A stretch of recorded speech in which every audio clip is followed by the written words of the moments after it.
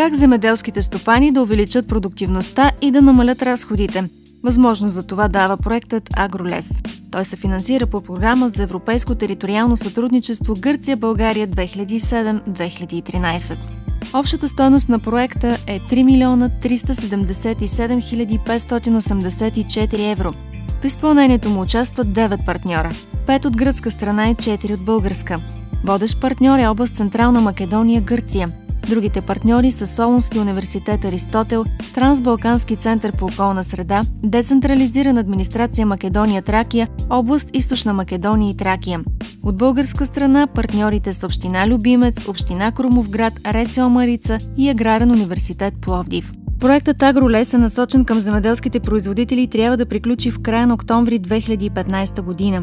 По него в община Любимец са изградени и оборудвани 8 агрометеорологични станции. Всяка от тях е снабдена с сензори, които отчитат различни параметри на околната среда. Земеделските производители могат да се възползват от информацията, която ние получаваме от станциите относно настоящите метеорологични условия. Станциите приемат и преобразуват информацията, която ни изпращат, видима за самите земеделски производители. Станциите са оборудвани с датчици за температура и относителна влажност на въздуха, дъждомер, датчик за измерване на сняг, дъжд, градушка, температура и влажност на почвата, лисно навлажняване, слънчева радиация, обща и разсеяна фотосинтетична радиация и продължителност на слънчевото греене, посока и скорост на вятъра, атмосферно налягане, критични стойности и съвети за третиране с пестициди. В рамките на проекта в сградата на община Любимец е създаден информационен център за земеделските производители, които искат да получат повече информация за системата и възможностите, които представя. Добре дошъл е всеки производител. От възможностите на новоизградените станции вече се възползват много стопани и те се оказват изключително полезни за земеделците. Тъй като системата по всяко време можем да следим голяма част от нещата, които трябват на един агроном, изобщо в земеделието, най-вече и в лозарството. Защото така или иначе лозарството представлява един труден отрасъл, в който трябва да има доста пръскания, с което е свързано с следение на различни заболявания. Така че следението на влажността на почвата, влажността на въздуха, следението радиацията, следението слънцегреенето до голяма степен помага за определяне болестите, които се развиват по лозата. Те основно са свързани с тези показатели.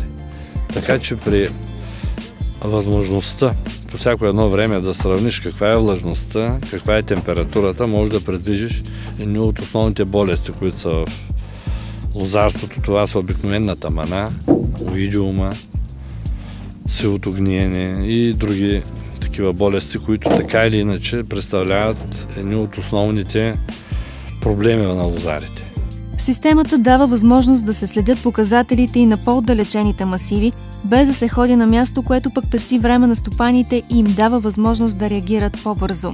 И в община Крумовград, другия партньор по проекта, ще бъдат изградени 8 агрометеорологични станции на различни места в общината, които ще бъдат в огромна помощ на хилядите земеделски производители.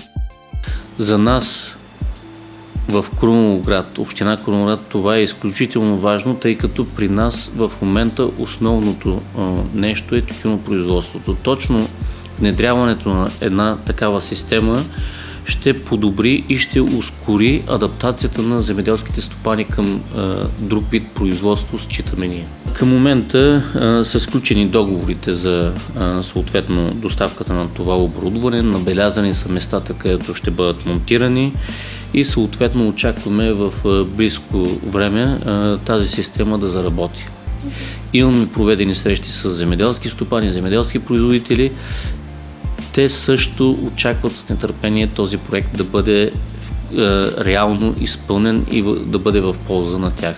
Ще се закупи апаратура и обзаведе лаборатория за почвен химичен анализ на почвата, което ще увеличи обработваемите площи на наша територия, тъй като хората ще имат реална представа на определени площи какво най-добре ще вирее.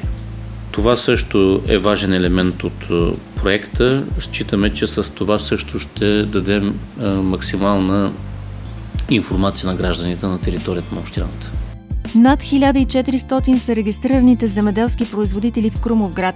Благодарение на информацията, която ще получават в реално време по интернет, освен че ще се повиши качеството на произвежданата продукция, тя ще бъде и конкурентно способна.